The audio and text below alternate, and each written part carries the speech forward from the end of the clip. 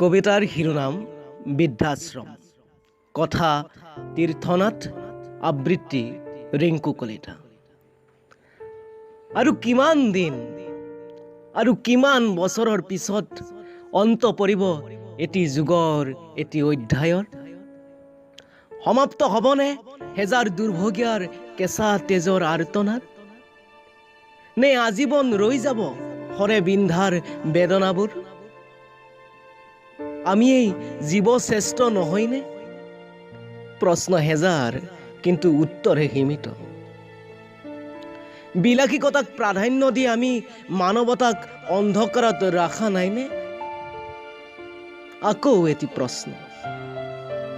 আই পিতায়ে আমাৰ বাবে একোখন পৃথিৱী, নে আধুনিকতা যান্ত্ৰিকতাৰ গৰ্ভত বিলীন হ'ল আই পিতাইৰ সীমাহীন ভালপোৱাবোৰ? তেওঁলোকৰ নিস্বাৰ্থ মৰমৰ বিনিময়ত শেষ উপহাৰ হিচাপে দিলোঁ আমি মাথো প্ৰতাৰণা, সংগীবিহীন এটি জীৱন আৰু এখন বৃদ্ধাশ্ৰম। আৰু কিমান দিন আৰু কিমান বছৰ? অন্ত পৰিবনে এটি ক'লা অধ্যায়ৰ? উদয় হ'বনে নৱ প্ৰভাতৰ, নৱ দিগন্তৰ? আৰু কিমান দিন? কেতিয়া সম্পৰ্কবোৰে আকৌ নতুন পজা সাজিব? উদাং উদাস বুকুবোৰ কেতিয়া আকৌ জীপাল হ'ব?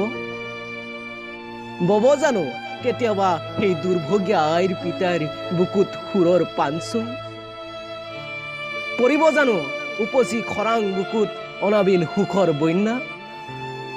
আৰু কিমান দিন আৰু কিমান দিনৰ পিছত অন্ত পৰিব এটি যুগৰ এটি অধ্যায়ৰ?